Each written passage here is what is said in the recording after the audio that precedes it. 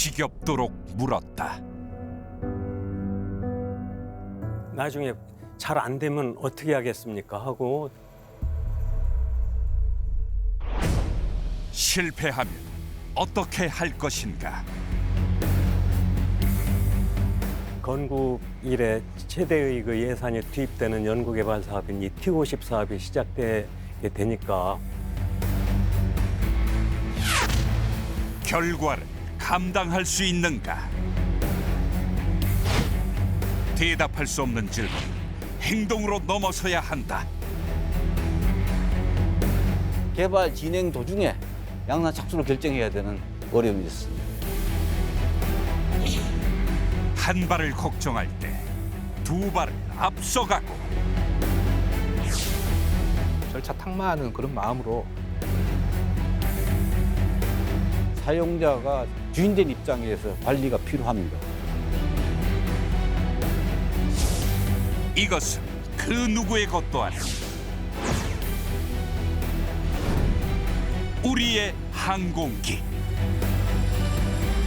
개발자와 정부와 군도 개발에 직접 참여하는 그런 IPT 제도를 도입할 수밖에 없었던 거고.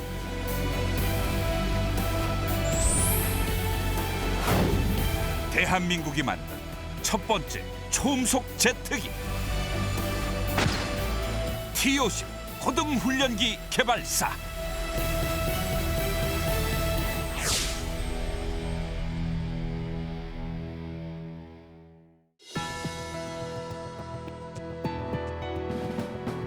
여러분 안녕하십니까? 첨단 국가의 초석, 방위 산업의 라미경입니다. 오늘부터는 T50 고등훈련기의 사업 관리에 대해서 알아보겠습니다. 모두 3개 기관에서 일하셨던 4분 모셨습니다. 먼저 국방과학연구소에 근무하시며 T50 고등훈련기 사업의 체계실장을 역임하신 박총영 실장님 모셨습니다. 안녕하세요. 박총영입니다. 공군 항사단에 근무하시며 고등훈련기 개발 사업을 관리하셨던 고재일 대령 모셨습니다. 안녕하십니까, 고재일입니다. 국방기술품질원에 근무하시며 T50 개발 관련 업무를 주관하셨던 백승호 실장님 모셨습니다. 안녕하십니까, 백승호입니다. 마지막으로 공군 항사단에 근무하시며 T50 개발 사업 관리에 참여하셨던 김성준 대령 함께 하시겠습니다. 안녕하십니까, 김성준 대령입니다. 우리 김성준 대령께서는 오늘 우리 프로그램에 처음 출연하시게 되는데요. 이제 현역 공군 대령이시면서 방위사업청에 이제 근무하고 계시고 있습니다. T50 고등훈련기와는 이제 어떤 인연을 갖고 계신지 간단한 소개 부탁드리면서 듣고 시작하겠습니다. 네, 저는 현재 방위사업청 대외군사 구매 협력 담당관을 맡고 있습니다. 지금부터 정확히 20년 전인 1999년 말, 저는 개인적으로 공군의 배려로 민대 위탁교육 석사과정을 마치고 공군에 복귀를 대기하는 중이었습니다. 당시에 옆에 계시는 고재일 대령님께서 저를 T50 현장 개발요원으로 발탁을 해주셔서 T50과 인연을 맺게 되었습니다. 개인적으로 볼 때 굉장히 탁월한 선택이셨던 것 같습니다. 당시는 제가 소령 시절이었는데 그 국내 최초 초음속 고등훈련기 개발이라는 부분에 대해서 굉장한 지적인 호기심과 젊은 열정으로 제 군생활의 거의 반 정도인 15년을 T50과 함께하는 계기가 되었습니다. 오늘 여기 T50 개발 사업의 신화 같은 분들과 함께 이런 자리를 하게 된 것에 대해서 진심으로 감사하고 영광스럽게 생각합니다. 지금 이제 김 대령님 말씀 듣다 보니까 우리 고 대령님이 뭐 탁월한 선택을 하신 것인지 아니면 우리 또 김 대령님이 또 탁월한 선택을 하신 것인지 저는 두 분 다 모두 이제 탁월한 선택을 하셨다는 생각을 갖는데요. 고재일 대령님, 이제 오늘부터는 고등훈련기 개발 사업의 이제 사업 관리 부분에 대해서 이야기를 좀 나눠볼까 하는데요. 그동안 이제 우리 프로그램에서 이모저모 이제 여러 가지 이야기는 좀 소개는 좀 됐습니다만은 본격적인 내용에 들어가기 전에 우리 시청자들의 좀 이해를 돕기 위한 차원에 있어서 이 공군 항공기를 개발할 때 이 사업 관리 어떤 면에서 중요한지 좀 설명을 부탁드리겠습니다. 이 항공기 개발은 대규모의 국가적 사업으로 첨락적 예산이 투입되는 사업입니다. 때문에 계획된 목표 달성을 위해서 통합 관리로 사용자가 주인된 입장에서 관리가 필요합니다. 예. 또 이 사업 관리의 중요성은 사업의 위험도를 최소화하고 최상의 디자인과 품질을 얻어야 하면서 개발 기간을 단축시키고 개발 비용을 최소화할 수 있도록 해야 됩니다. 이러기 위해서는 합리적이고 선진화된 사업 관리 및 개발 진행 방법이 요구됩니다. 따라서 각 사업별 특성과 개발 환경 여건을 고려해서 어떤 면에서는 부모님과 같은 역할, 또 리더의 역할, 또 동시에 수행자의 역할을 같이 해야 된다고 봅니다. 예. 부모 역할, 또 리더의 역할, 또 그걸 따른 수행자의 역할, 또 종합적으로 해야 된다는 말씀으로 좀 요약을 좀 해볼 텐데요. 백 박사님, 네.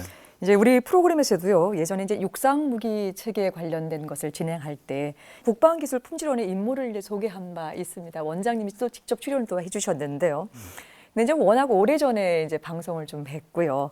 또 지금 현재는 육상이 아니라 이제 공군 무기 체계로 들어왔기 때문에 조금 분야가 좀 달라져서 이제 기본적으로 국방기술품질원에서는 어떤 일을 좀 하는 것이고요. 이제 공군 항공기 개발 업무로 좀 축소시켜서 좀 말씀을 주시면은 우리 시청자들의 일을 충분히 또 도울 수 있을 것 같습니다. 네. 국방기술품질원은 크게 두 가지 임무가 있습니다. 미래 무기들을 기획하는 기술기획 업무와 또 생산되는 무기들에 대한 품질 보증 업무를 담당하는 업무인데, 조금 자세히 설명하면은 기술기획 업무는 미래에 소요될 무기들에 대한 기획과 또 미래 무기들에 대한 수준을 조사하고 또 선행 연구 등을 통한 분석과 또 핵심 과제들을 평가하는 일들, 또 각종 국방 정보에 대한 통합 정보 체계 그 관리 등 방대한 업무들을 관리를 하고 있습니다. 또한 군수품에 대한 품질 보증 업무는 여러분들이 잘 알고 있다시피 군에서 생산되는 모든 무기 체계 또 비무기 체계, 전력 지원 체계에 대한 품질 보증 업무를 저희 요원들이 현장에서 수행하고 있으며, 그 밖에도 부품 국산화 업무와 또한 국방 벤처 기업에 대한 육성, 방산 수출품에 대한 품질 보증, 또 수출품에 대한 기술 지원 업무들이 국방부 또 방사청으로부터 임무를 지원받아서 점차 기품에 대한 임무가 늘어나고 있는 그런 실정입니다. 간단하게 말씀만 들어도 또 그 기술 기획 업무, 또 품질 보증 문제, 또 어떤 이 국산 부품의 국산화 문제, 뭐 굉장히 좀 넓은 영역으로 좀 확대되어 가는 느낌을 좀 갖고 있는데요. 박종용 실장님, 우리가 이제 TOC 고등훈련기 사업은요, 최초 이제 개념 연구부터 시작해서 이 탐색 개발에 이르기까지 국가위원회에서 주도해 온 여러 가지 일들 많이 했습니다. 이제 우리 이전 프로그램에서도 이제 전용훈 박사님을 비롯해서 이제 많은 분들이 나와서 그 당시 현장에 관련된 이야기들 많이 증언해 주셨는데요. 하지만 그 TOC의 체계 개발로 들어서게 되면서는 이 공군의 관리를 하고 또 업체가 또 주도하게 되는 사업의 양식이 조금 바뀌었습니다. 그렇다면 이제 국가위원회는 체계 개발에서 어떤 방식으로 어떻게 참여를 했습니까? 예, 당시 TOC이 체계 개발 시작할 당시만 해도 1990년대 그때만 해도 연구 개발 대형 연구 개발 사업은 모두가 정부 주도 개발했습니다. 그래서 이 건국 이래 최대의 그 예산이 투입되는 연구 개발 사업인 이 T50 사업이 시작되게 되니까 사실 우리 실무진들은 우리가 하고 싶었는데 저도 우리 국가위원 소장님한테 건의를 했었습니다. 근데 소장님 말씀이 야, ADD 예산에 6배의 예산인데 ADD에서 감당하기가 힘들고 그 인원 투입도 불가능하다. 그러니 그 국방부하고 상의해가지고 하고 싶은 업체에서 할 수 있으면 하도록 하는 게 좋겠다. 대신 우리가 필요하다면은 우리 요원을 지원하는 거는 용납하겠다. 이렇게 말씀을 하셨고요. 국방부 획득국에서는 고민이 참 많았습니다. 왜냐하면은 지금까지는 ADD에서 군무기 연구 개발을 다 해서 ADD를 믿고 했는데 이제 처음으로 업체 그것도 1조 7천억이나 되는 그 예산을 줘갖고 시키려고 그러니까 이제 캥기는 거죠, 한마디로. 예. 그리고 또 공군에서도 마찬가지로 우리는 뭐 사다 써도 좋고 개발하는 거 완전히 개발되면은 쓰면 되는데 우리가 관리해가지고 나중에 잘 안 되면 어떻게 하겠습니까 하고 진짜 서로 좀 뜨거운 감자 역할을 좀 했던 시절입니다. 그래서 우여곡절 끝에 삼성항공이 그 당시에 주 계약 업체로 자기들이 하겠다 이렇게 해서 국방부에서 결정을 해서 이제 시작하게 되니까 공군에서 이제 그러면은 ADD에서 탐색 개발했던 인원들 좀 우리 지원을 해주시오. 그래서 그건 뭐 또 ADD 미션 중에 하나가 군 기술 지원이 있기 때문에 그렇게 하기로 해서 우리가 참여하게 됐습니다. 예. 참여하게 됐는데 이제 후에 또 말씀 나누겠습니다만은 여러 가지 어려운 사정이 있었습니다. 예, 그러셨군요. ADD 주도로 계속해 오다가 사업 자체에서 주도도 아니고 또 관리도 아닌 입장에서 뒤로 좀 물러나는 입장 내에 있어서의 그렇습니다. 또 조직의 또 어려움들, 또 거기에 또 실장으로서의 어떤 역할의 또 어려움들도 이제 크다는 것을 이제 미로 짐작해 볼 수 있는데요. 예. 이후 얘기는 좀 나중에 좀 천천히 예. 듣겠습니다. 예. 고재일 대령님. 네. T-50은요, 초음속 제트기라는 점은 물론이고요. 이게 사업을 진행하는 방식도 이전에 없었던 새로운 방식이 계속 이제 들어오게 되는데요. 당연히 사업을 관리했던 공군도 처음 해보는 이제 이 그 공군 주도의 관리였기 때문에 어려움이 또 상대적으로 많았을 것 같습니다. 실제 현장에서 가장 큰 어려움 어떤 것을 기억할 수 있을까요? 어려움에 대해서 세 가지 정도로 분류해서 말씀드릴 수 있겠는데요. 첫 번째는 공군 관리자들이 개발에 대한 전문 지식과 경험이 전무한 상태로 개발에 참여하게 된 거죠. 예. 첫 번째고. 그래서 그렇게 되려면은 어떤 사례와 경험이나 교훈을 바탕으로 한 획득 제도가 뒤따라줘야 되는데 이마저도 따라주지 않았다는 겁니다.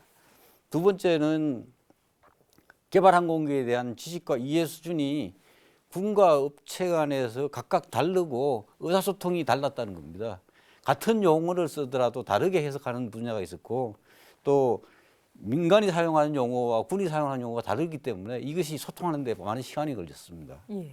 세 번째는 설계 기술과 관련된 기초 자료라든가 기술 자료 등의 확보가 국내에 있는 것이 아니고 다 국외에 있는 미 공군이나 혹은 록히드 마틴에 있는데 이것이 기술 제휴로 해서 넘어와야 되는데 록히드 마틴의 경우는 기술 지원이 되지만은 미 공군과 한국 간의 기술 제휴는 안 되는 상태이기 때문에 그때마다 나서서 문제를 풀어야 되는 그런 어려움이 있었습니다. 예, 말씀 잘 들었습니다. 여러분께서는 지금 첨단 국가의 초석, 방위 산업을 시청하고 계십니다. 세계에서 독보적인 항공력을 보유한 미국. 미국의 항공 전투력을 키운 것은 다름 아닌 전쟁이었다. 두 차례 세계대전에 참전하며 독일이 발전시킨 전투기 제작 기술은 제2차 세계대전 이후 많은 독일 기술자들이 미국으로 건너가면서 자연스럽게 미국 항공산업 발전으로 이어졌다. 미국 항공력 건설의 가장 큰 획이 된 것은 바로 최초의 제트 전투기 개발이었다. 제2차 세계대전 중 영국과 기술 정보를 교환하던 미국은 벨사의 제트 전투기 제작을 의뢰해 1942년 XP-59A 에어 라코멧을 개발했다. 석 대의 시제기 제작 이후 양산기인 P-59A 20대가 제작됐고 P-59A의 엔진을 교체하고 성능을 개량한 P-59B는 모두 30대가 제작됐다. P-59 시리즈는 제트 조종사 훈련, 그리고 제트 전투기 성능 분석과 시험 비행 등의 용도로 쓰였다. 미국의 두 번째 제트 전투기는 1944년 개발된 XP-80으로 이후 F-80 슈팅스타와 T-33A 실버스타로 발전했다. 또한 미 해군은 1944년 개발된 FR 파이어볼을 시작으로 1945년 개발된 FH-1 팬텀과 1947년 개발된 XF-2H-1 벤쉬 등의 제트 전투기를 개발했다. 이렇게 개발된 제트 전투기가 맞붙게 된 최초의 전쟁이 1950년에 일어난 6.25 전쟁이었다. 미국은 6.25 전쟁이 발발하자 쉽게 제공권을 장악하리라 생각하고 미 공군의 F-80 슈팅스타와 F-84 썬더제트 그리고 미 해군의 F-9F 팬서를 급파했다. 하지만 소련이 비밀리에 중국군에 제공한 미그-15가 등장하면서 상황이 달라졌다. 당시 미그-15는 슈팅스타와 썬더제트보다 성능이 뛰어났고 최고의 항공 전력을 자부하던 미국 또한 고전을 면치 못했다. 따라서 미국은 최신의 전투기 F-86 세이버를 급파했다. F-86 세이버는 한 대로 미그-15 전투기 8대를 격추할 만큼 놀라운 위력을 자랑했다. 6.25 전쟁을 치르면서 미국은 소련의 항공력이 미국에 못지않게 발전했다는 것을 파악하고 위협을 느꼈다. 따라서 미국 정부는 항공우주 산업체에 어떤 상황에서도 적의 전투기를 제압할 수 있는 수준의 전투기 개발을 요구했다. 이런 미 정부의 요구에 항공우주국은 연구 중이던 실험기 관련 다양한 정보를 항공기 제작사에 넘겼고 다양한 신형 전투기가 개발됐다. 그 대표적인 전투기들이 바로 미 공군의 전투기 중 식별번호 100번대의 기종을 뜻하는 센츄리 시리즈다. 네, 첨단 국가의 조적 방위 산업. 오늘은 T-50 고등 훈련기의 사업 관리에 대해서 살펴보고 있습니다. 백 박사님, 이제 오늘은 편의상 T-50 개발 당시에 사용했던 풍관소라고 하는 이름을 조금 사용하겠습니다. 사실 T-50 개발사를 다루면서요, 이 풍관소 이야기는 오늘 처음 소개가 되기 때문에 좀 구체적으로 그 당시에 이제 어떤 사업을 했고 또 어떤 과정으로 이게 참여를 하게 됐는지 설명을 좀 주시죠. 그 풍관소가 양산 품질 보증을 담당하는 주관 부서이다 보니까 그 당시 T-50 체계 개발이 진행될 때는 김해에서는 UH-60 중형헬기 기술 도입 생산 사업과 또 사천 현장에서는 KF-16 기술 도입 생산 사업에 풍관소 요원들 10여 명이 현장에서 상주해서 품질 보증을 하고 있었습니다. 아마도 이러한 그 내용들을 알고 있는 국방부 고등훈련기 사업단에서 풍관소 요원들도 어떤 식으로든 참여해서 이 T-50 사업이 성공적으로 이끌어가기 위한 하나의 방편으로 의사결정을 한 것 같고요. 그러니까 한마디로 양산을 미리 들어와서 준비하면서 또 T-50 사업에 공군의 사업 관리를 지원하는 그런 역할들을 부여받았습니다. 그 세부적인 업무들에 대해서는 또 나중에 설명할 기회가 있을 것 같습니다. 예. 그러니까 미리 가서 양산을 준비하는 것, 그다음에 공군을 지원해주겠다라고 하는 것. 그래서 그 당시에 이제 사천에 있어서 한 10여 명 정도가 이제 이 참여를 그런 식으로 이제 참여를 하게 됐을 텐데요. 일단 구체적으로 T-50 체계 개발 과정 중에서 그 당시 풍관소 어떤 업무를 담당하셨습니까? 가장 그 중요한 업무는 국방 규격화 업무를 그 풍관소가 임무를 부여받았습니다. 고등훈련기 사업단으로부터. 그 외에도 그 생산 품질 보증 이런 부분들은 풍관소 요원들의 전공 분야다 보니까 이 설계가 진척됨에 따라서 시제작 품질 보증, 또 형상 관리, 또 그 각종 시험 평가 이런 부분들에 대해서 풍관소 요원들이 갖고 있는 경험과 지식들을 활용했고, 이 T-50은 아마 이전에도 이렇게 설명이 됐을 텐데 많은 설계 검토 회의와 또 기술협의회, 형상통제심의회 등 각종 회의들이 있었습니다. 그때 삼성항공 요원들이 어떤 의견들을 제시를 하면은 국가연, 기품원 또 공군 요원들이 갖고 있는 경험과 지식을 통해 가지고서 그런 의견들을 제시해서 저희 기품원의 의견들이 반영되었던 것이 기억이 납니다. 예. 국방 규격화 속에 포함된 세부적인 부분들을 이제 많은 이제 뭐 실질적인 뭐 안내도 좀 해주실 수 있었을 테고 아니면 그때 또 적재적소에 또 필요한 부분들을 이제 이런 아이디어를 좀 주셨던 것 같은데요. 박종영 실장님, 저희가 이제 T-50 개발사를 쭉 다루면서요, 공군은 공군대로 또 그 당시에 삼성항공, 한국항공대로 인력 확보에 관련된 어려움들을 굉장히 많이 호소하고 또 듣기도 많이 했습니다. 예, 맞습니다. 이제 아무래도 이제 탐색 개발을 진행했던 만큼요, 이 체계 개발에 참여할 수 인원들이 또 많았을 것 같은데 또 ADD 입장에 있어서는 뭐 충분한 인력이 좀 있었을 것 같은데 실질적으로 국가연의 이 참여 분야 또 그 당시 구체적으로 그 탐색 개발의 그 인원들이 또 체계 개발의 인원을 얼마만큼 좀 갖는지도 궁금합니다. 예. 그 사실은 그 국가에는 지금도 현재도 그렇다고 얘기 듣고 있습니다만 항상 연구원 숫자가 모자랍니다. 그러니까 미국에서 와서 이제 체계 개발을 하기 위해서 대기하고 있었는데 미국에 35명이 상주를 했었는데 그 인원들이 대기하다가 업체 주도로 간다고 그러니까 전부 다 어디든지 갈 데가 있죠. 그 나름대로 똑똑한 사람들이니까. 예, 가서 흩어져 가지고 그 막상 사업이 시작하려고 그러니까 35명 중에서 20명밖에 확보를 못했습니다.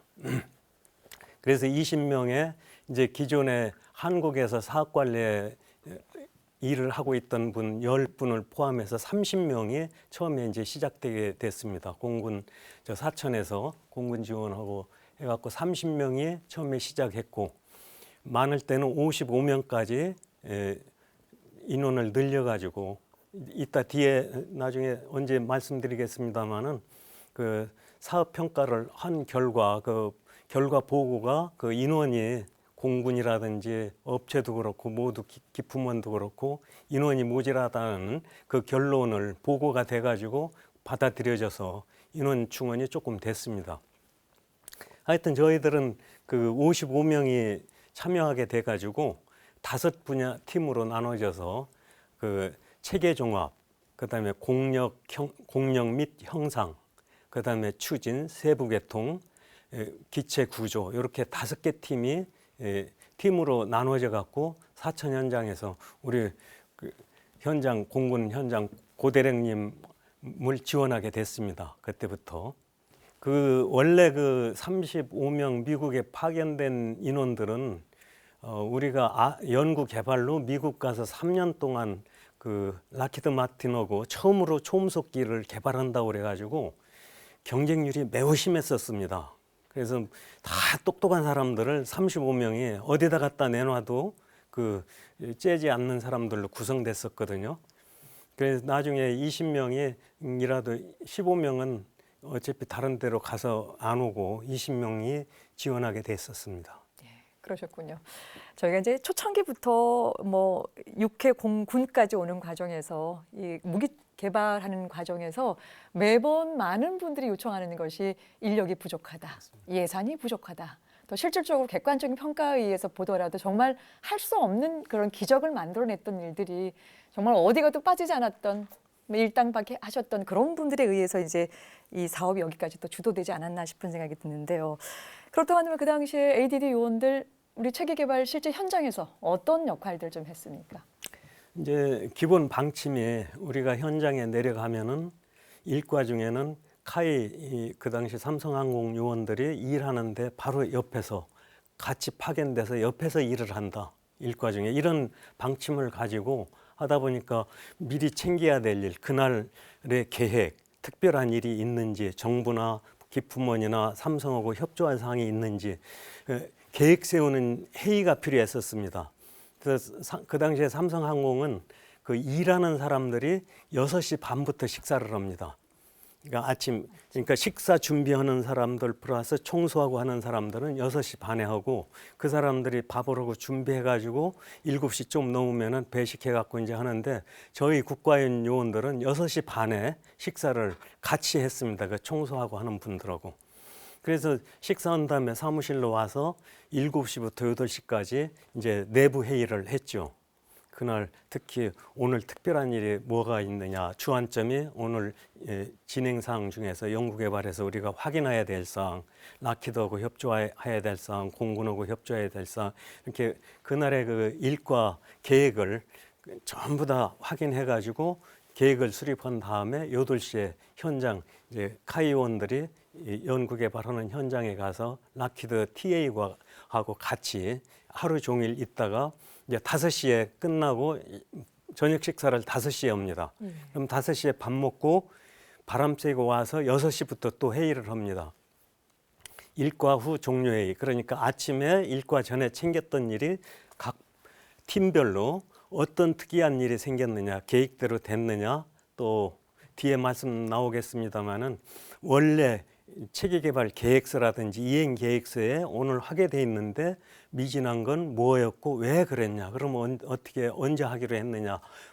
뭐가 부족하냐? 하여튼 그렇게 그런 개념으로 해서 그렇게 했기 때문에 저는 이제 거기서 그런 생각을 했죠. 제가 그래도 그 엔지니어로서 전체를 파악할 수 있는 위치에 있는데 그 인원들이 하고 정부 요원도 이제 100명 정도 되고 그런데 그 요원들이 움직이는 기술적인 걸 파악하려면은 그렇게 쉽지 않은데 하여튼 다 파악을 해야지만 이게 그 연구 개발은 컴프로마이즈입니다. 이제 서로 협종하고 튀어나오는 거 없이 부족한 거 없이 이분하게 이렇게 하는 그 역할을 해줘야 국가인이 기술적으로 해줘야 되거든요. 그러다 보니까 전체를 파악하는데 이제 그 아주 포커스를 맞춰갖고 하다 보니까 시간이 매우 부족했고 몸도 좀 시원찮아지고 그랬었습니다. 예. 시간이 많이 지나기도 했고 누구나 다 똑같이 주어진 24시간 중에 16시간 이상을 일을 하고도 그 시간을 다시 동고동락했던 시절과 사람들을 그리워한다라고 하는 것은 그 당시에 우리 실장님께서 전체 체계 실장을 맡으시면서 전반을 다 아우를 수 있는 그런 어떤 리더로서의 어떤 책임감들 이런 것들도 지금 같이 느껴지는데 말씀 잘 들었습니다. 여러분께서는 지금 첨단 국가의 초석 방위 산업을 시청하고 계십니다.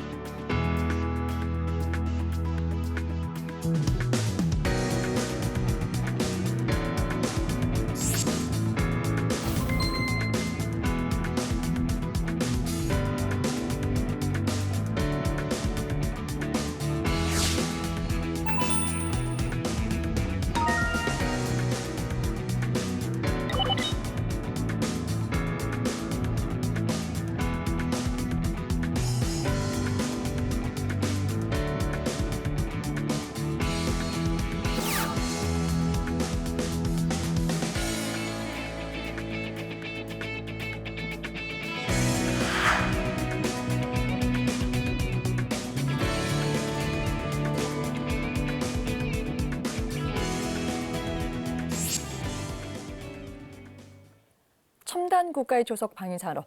오늘은 T50 고등훈련기의 사업 관리에 대해서 살펴보고 있습니다. 고재일 대령님, 네. T50은 기존 무기 체계와 다르게 획득 절차도 조금 다르게 좀 진행이 됐는데요. 구체적으로 어떤 차이가 있었습니까? 항공기 체계는 다른 무기 체계와 달리 정말로 시스템 오브 시스템입니다. 체계 위에 또 체계가 있다는 복합 체계로 구성되는데 간단히 설명드리면은 자동차의 경우에 부품 수가 대개 10,000에서 20,000 개 수준입니다. 예. F-15 전투기의 부품 수는 50만 개입니다. 때문에 이 업무 양으로 봤을 때도 간단하게 자동차가 1이라면은 전투기는 약 1000배 이상의 업무 양과 질이 요구가 됩니다. 따라서 항공기는 개발 및 시험 과정에 강력한 통합적 관리를 하지 않으면 안 되기 때문에 과학적이고 효율적인 그 방법론이 동원이 돼야 됩니다. 이러한 것들 때문에 항공기와 우주를 개발한 미국 쪽에서부터 시스템 엔지니어라는 이런 절차가 개발되었고 프로세서가 적용되고 이것이 필수적으로 되어야지만은 개발하는 체계에 적합하게 만들어낼 수 있습니다. 특히 시스템 적용의 기술이 발전과 진보와 속도가 또 무지개 빠릅니다. 왜냐하면 이게 IT 분야와 소프트웨어 분야로만 구성이 되기 때문에 대부분의 경우가 장기간의 개발 소요를 고려하면은 개발 단계에서 썼던 IT하고 소프트웨어는 최종 양산 단계 가면 다 도태되고 없습니다. 예. 이런 문제들 때문에 개발 종류의 생산하기 위해서는 이미 시간이 늦어서 안 되는 다른 체계를 갖춰야 됩니다. 이런 것들을 고려해서 5가지 정도로 구분해서 보면은 첫 번째가 개발자와 정부, 개발자뿐만 아니라 정부와 군도 개발에 직접 참여하는 그런 IPT 제도를 도입할 수밖에 없었던 거고요. 두 번째가 장기간에 걸쳐서 10년 넘도록 하는 장기간의 사업인데 이게 연구 개발로 하는 사업들이기 때문에 확정가 계약이라든가 중도 계산 계약, 중도 확정 계약이 아니라 계산 계약이라서 사후에 정산해 주는 체계로 갈 수밖에 없는 그런 사업입니다. 예. 그리고 굉장히 많은 체계와 체계가 만나는 복합체계이기 때문에 시스템 엔지니어링이라는 그 프로세서와 또 프로시저가 도입돼야 되고 기본적인 일반적인 무기체계 말하는 ROC라는 리콰이먼트만 가지고 되는 것이 아니라 그 밑에 있는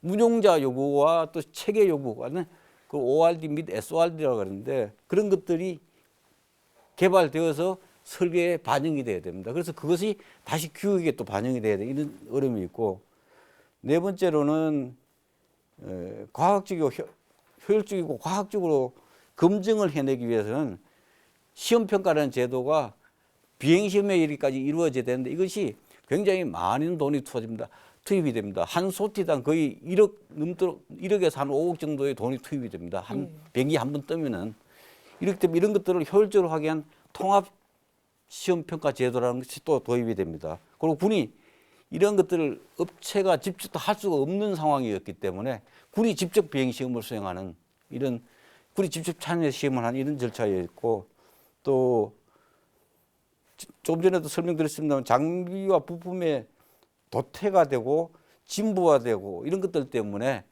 양산을 개발이 끝난 다음에 양산하는 것이 아니라 개발 진행 도중에 양산을 시작해야 되는 양산 착수를 결정해야 되는 그런 의사결정을 해야 되는 어려움이 있었습니다. 이런 것들이 대개 한 5가지 정도 크게 제가 차이점을 말씀드렸는데 이 외에도 많지만은 크게 보면 5가지 정도로 정리할 수 있다고 봅니다. 예.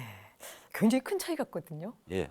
국방과학기술은 굉장히 또 초고속으로 변화되고 있고 사업은 진행하는 과정 중에 또 나올 수도 있고 또 복합적으로 IPT 제도도 들어오게 되면서 실질적으로 지금 말씀해 주셨던 이 5가지 전반이 굉장히 중층적이고 다층적인 구도로 이제 들어왔다는 생각을 좀 갖고 있는데요. 자, 이제 그렇다고 한다면 기존에 이제 획득 그 절차와는 좀 다른 방법으로 이게 좀 진행이 된 거잖아요.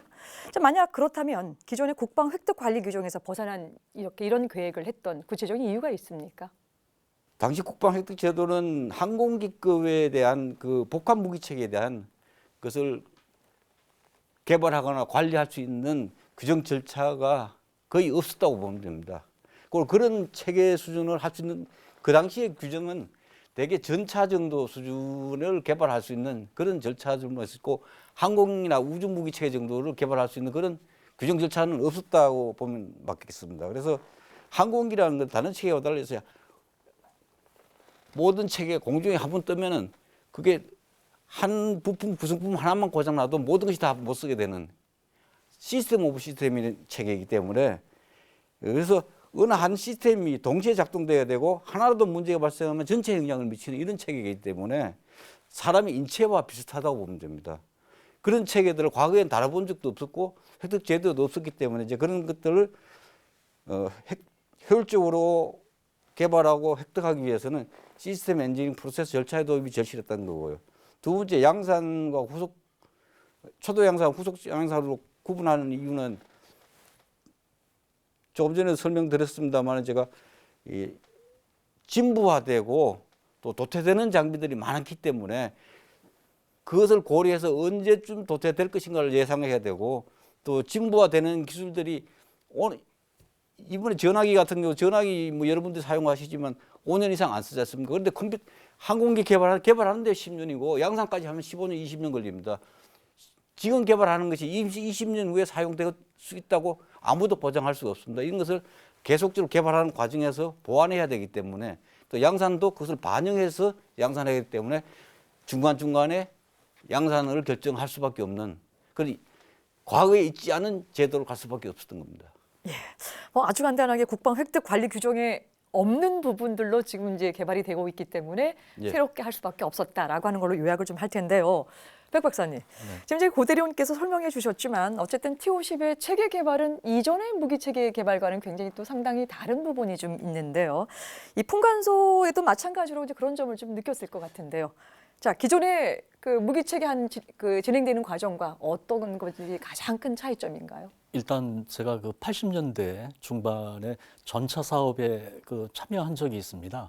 물론 그때도 국방부의 전차 사업단이라는 게 구성이 되고 또 나름대로 그 현대 로템에서 개발할 때 정부 요원들이 이렇게 참여를 하고 그랬지만 이 T-50 사업처럼 국가연, 기품원 또 사령군이 직접 내려와서 이렇게 사업 관리를 하는 그런 의사 결정 체제가 없었습니다.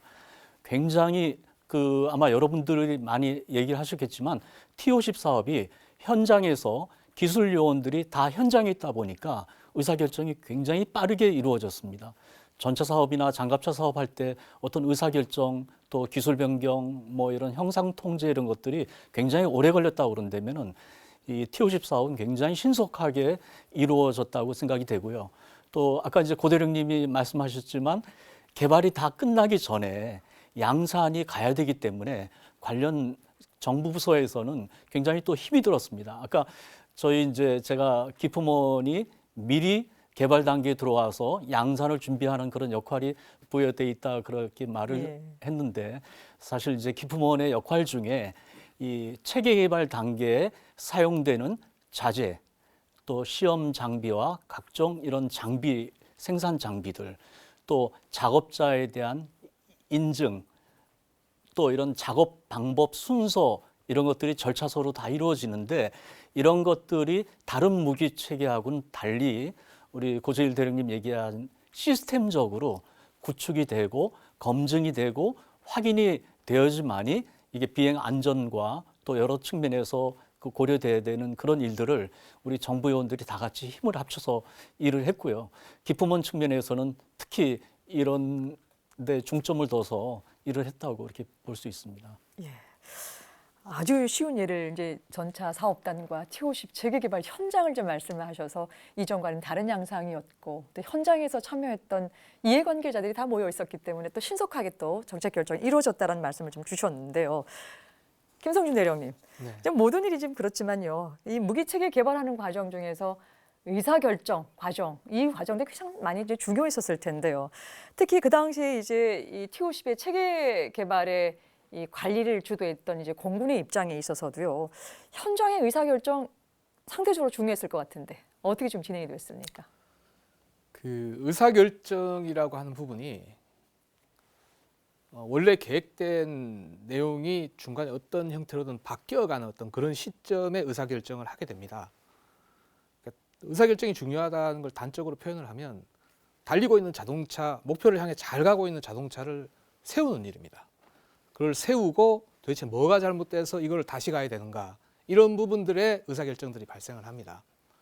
그 얘기는 그 의사결정이 지연될 경우에 우리가 목표로 향해서 달려가고 있는 모든 것들이 다 일시 중단이 되고 그거에 따라서 사업으로 치면 사업에 들어가는 투입되는 비용과 시간들이 더 늘어나게 되고 개발 목표는 더 멀어지게 되고 하는 이런 부분들이 굉장히 사업의 어떤 성패와 직결되는 부분이기 때문에 그 의사결정의 어떤 지연 없이 합리적인 의사결정을 잘할 수 있다는 것은 사업의 성공에 직결되는 부분이라고 그래서 더 중요하다고 생각됩니다.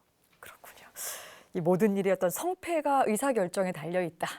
성패에 또 실패하게 됐었을 경우에 또 책임 소재 문제 때문에 굉장히 또 신중할 수밖에 없을 텐데요. 고대령님은 어떻게 보십니까? 의사결정을 하는 데서 더 중요한 것은 그보다 중요한 것은 예. 의사소통입니다. 예. 커뮤니케이션이 돼야지만 결정을 하게 되는데 문제는 이 사업을 관리하고 있던 사용자인 공군과 또 정부 요원, 기품이나 아이디 포함한 정부 요원, 그 다음에 이 개발자인 업체, 이 3자 간에 커뮤니케이션이 그렇게 쉽지가 않습니다.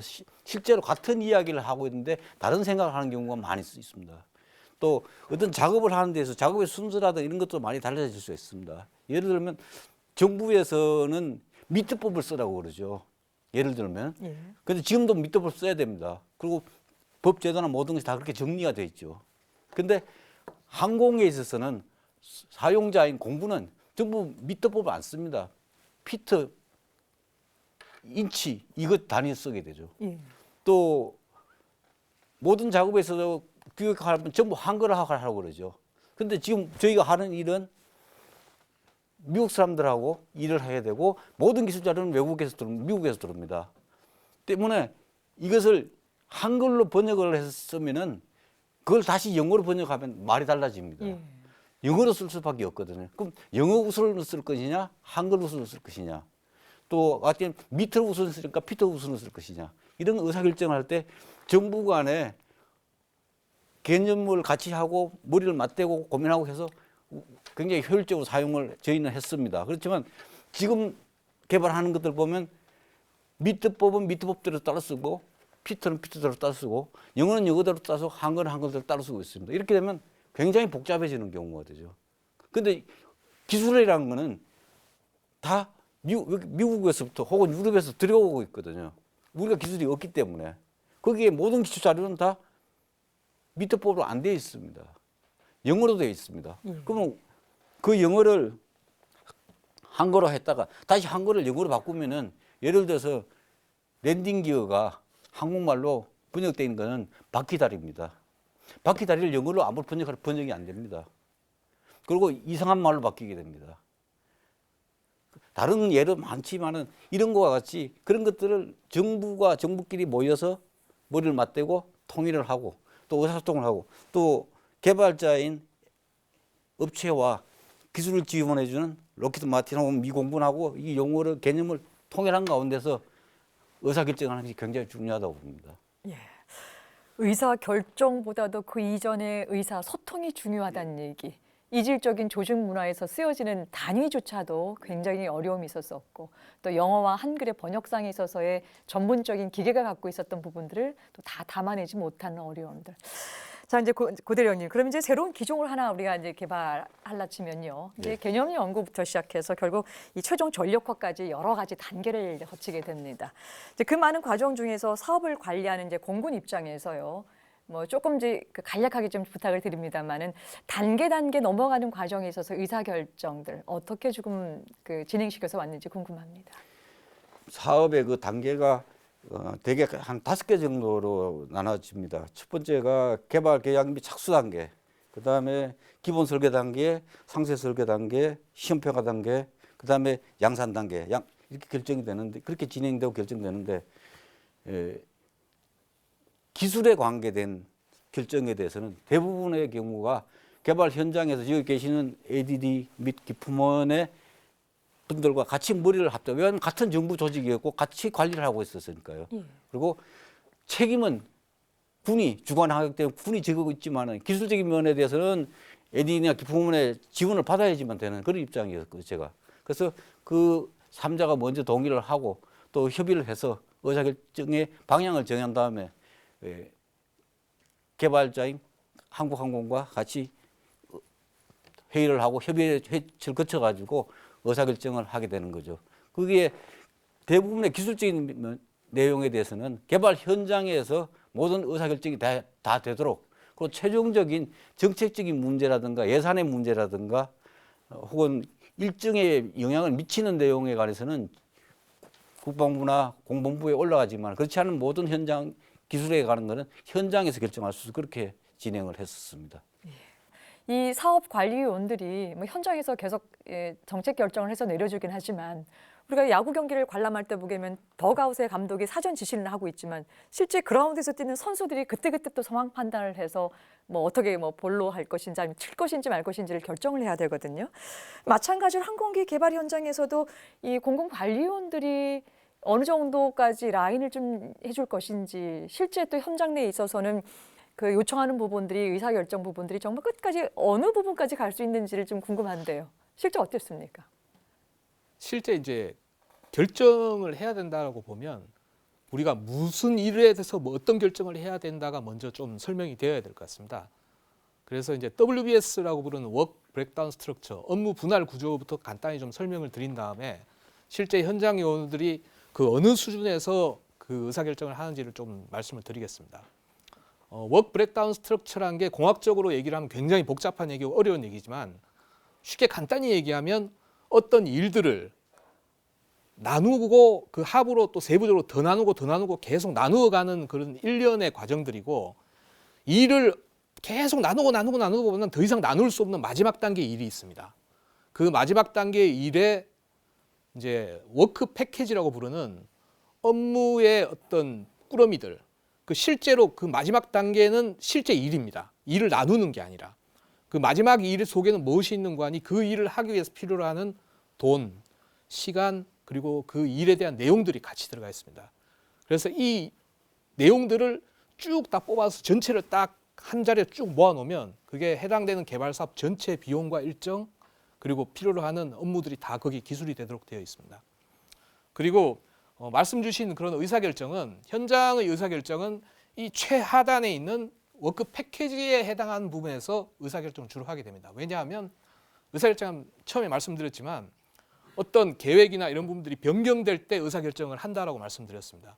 그 계획의 변경은 결국 사업에 가장 필요한 일정과 비용과 성능에 대한 부분들이 대부분 변경 요소로 차지하기 때문에 그런 변경들이 발생할 때마다 실질적인 변경은 워크 패키지 속에 있는 돈과 시간과 업무의 내용이기 때문에 그 부분에서 변경을 할 수밖에 없는 거고 그런 변경들의 대부분 현장에는 현장 관리위원들이 결정을 하고요. 거기서 그 비용의 변동이 폭이 크거나 중대한 성능 변경이 있거나 그런 것들은 이제 모아서 저희가 상부에 보고를 하고 여기 계시는 그 당시 이제 현장 총 책임자신 분이 이제 위쪽에 수뇌부에 올라가서 이제 뭐 저희 단장이나 위에 총장님께까지 보고를 의사결정을 받고 이런 형태로 진행이 됐습니다. 예. 오늘 이제 주어진 시간이 다 돼서 시간을 좀 더 들여서 그 말씀을 좀 듣고 싶은데 요 문제는 다음에 또 한 번 기회를 조금 드리겠습니다. 오늘 네 분 말씀 고맙습니다. 첨단 국가의 조석 방위산업 오늘 준비한 것은 여기까지입니다. T50 고등훈련기 사업관리 나머지 이야기 다음 시간에 이어가겠습니다. 시청해주신 여러분 고맙습니다.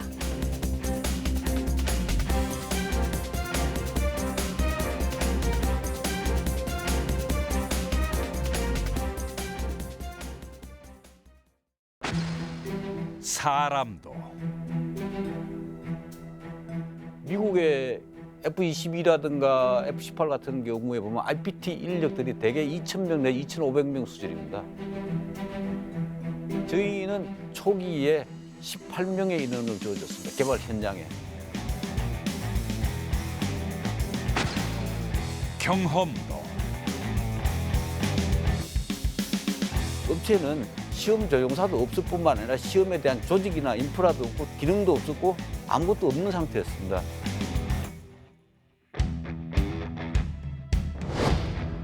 모두 부족했다. 그러면 우리는 국내 개발한 거 못 씁니다. 사용군의 거부. 그 설계 내용이 한 14번 정도 바뀌면서 수도 없는 여러 가지 문제점들을 비행 안전에 극히 위험한 상황이 되는 거기 때문에 쌓여가는 불안. 의사결정 사에는 각 기관의 의견이 굉장히 첨예하게 대립을 합니다. 치열한 대립. 지금 필요한 것은 혁신. 이 사업은 시스템 엔지니어링을 적용해야 된다. 시스템 엔지니어링을 도입해가지고 효율적으로 우리나라의 특히 항공산업에는 기여한 바가 크다.